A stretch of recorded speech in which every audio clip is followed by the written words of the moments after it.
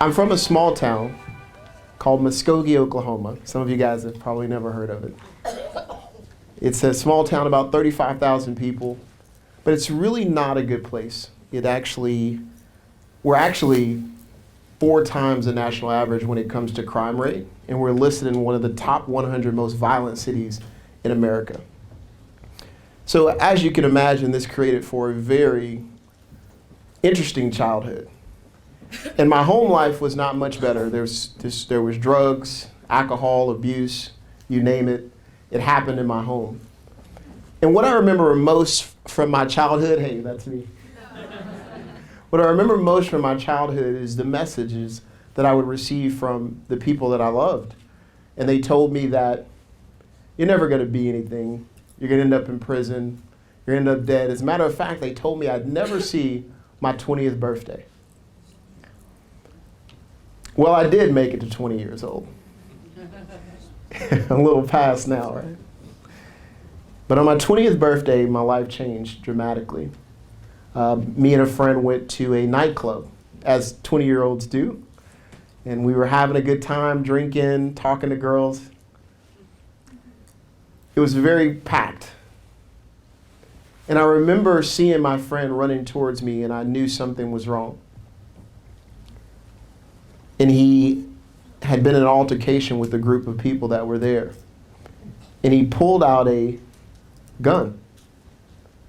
And he emptied the clip to the ground, and it jammed.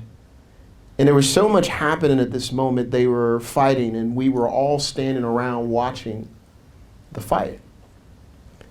And I remember looking next to me. I felt something cold touch my hand. And I realized that the person standing next to me had a gun also. And you know how in the movies they slow everything down and everything is happening in slow motion? Well, that's exactly the way it was happening. He pulled up the gun and he pointed it. He was standing so close, the barrel of the gun touched the back of my friend. And he pulled the trigger. Boom. Boom. I don't remember how many shots he fired. I wasn't afraid. I just wanted to see who this person was. And I expected to see this cold, evil person.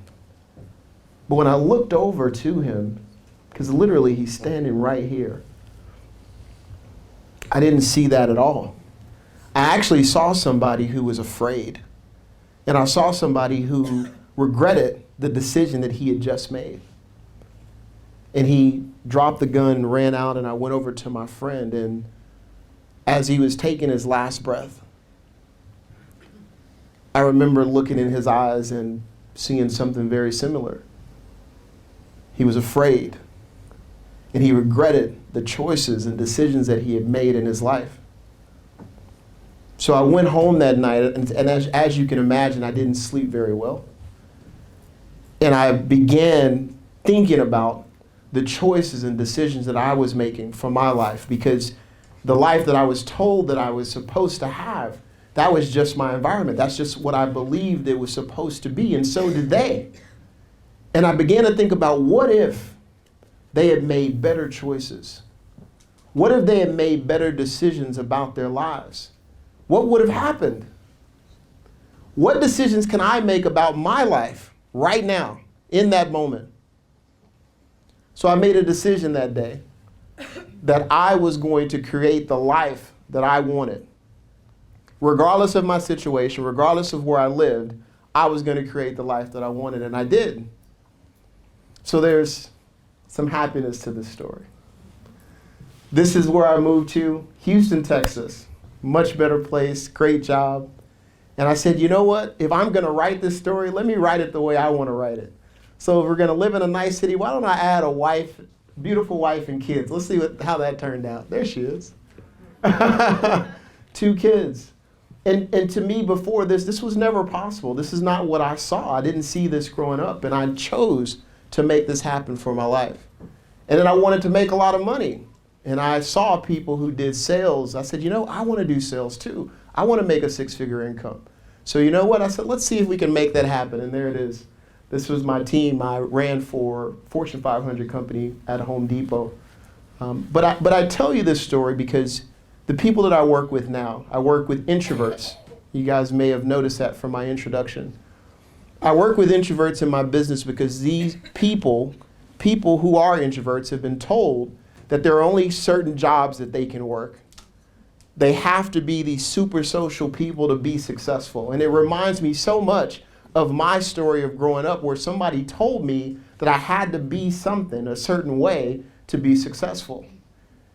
And I'm here to tell you guys that you can choose the life that you want. You can truly design the life that you want. And I want to share with you guys what I've shared with them to design their life for the people that I mentor and the people I mentor in business as introverts. So the first thing I tell them is, listen, first of all, accept the things about you that you cannot change. If you're an introvert, if you had a tough upbringing, whatever it is, you just accept it and move on. It is what it is. Let's move forward. Number two, you have to believe in the things that are great about you, because each of you have something that's great about you. So you have to absolutely believe in that. And number three, you have to have the courage to go after what you want in life. You absolutely have to do that. There's a quote by Meg Cabot, and it says, courage is not the absence of fear, but rather the judgment that something is more important than that fear. The brave may not live forever, but the cautious do not live at all. From now on, you are traveling the road between who you think you are and who you can be. The key is to allow yourself to make the journey. Thank you.